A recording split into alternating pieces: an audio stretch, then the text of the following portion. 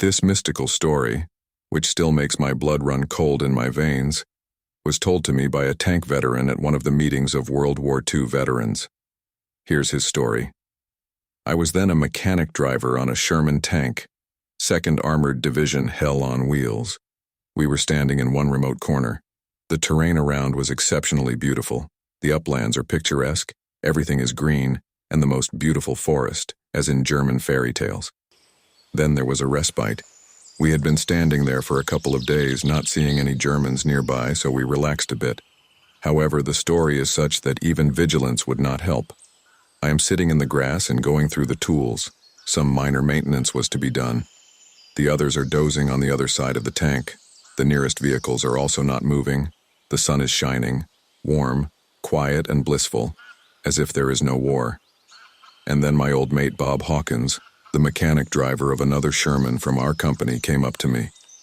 I recognized him at once by all the signs: Bob, his face, his jacket, even a trophy German dagger with a black handle hanging on his belt, as always, and a holster in the German manner, on the left and in front, hooked on. And he says to me, "Get up, Jim. Let's go." I got up without thinking and followed him without asking him a single question. I'm walking. I'm shuffling my feet. We're walking somewhere, walking. I don't know what came over me, but I suddenly felt a little freer, as if I was freed from this stupid obedience, not peculiar to me in general. I stopped and asked, "Bobby, where are we going?" And then, you won't believe it. Just when I asked that, Bob was gone. He disappeared, vanished into thin air.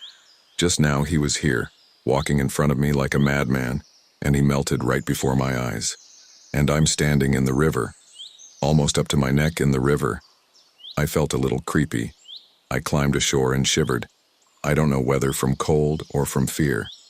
This ghost, who had taken the form of my mate Bobby, wanted to drown me. I was in such a trance while we were walking that I didn't even realize I was in the river. I know it wasn't a dream. Bob was just walking in front of me, leading me somewhere. And he couldn't hide. He couldn't run away. He didn't drown. He didn't dive into the river. He was out of sight in a flash, as if a switch had been flipped, and there was no Bob.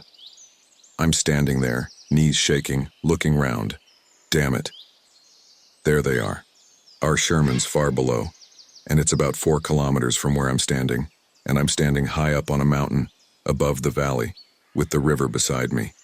I'm standing all alone. Not a living soul around. I broke out in a cold sweat. And at that moment I was afraid not so much of this strangeness, of Booby's sudden disappearance, as of the fact that my absence would be noticed. In the language of the regulations, and this language is a strict one, such things are called unauthorized abandonment of the unit, and are punished to the full extent of the laws of wartime. They will take you into circulation, and then prove that you had no malicious intentions.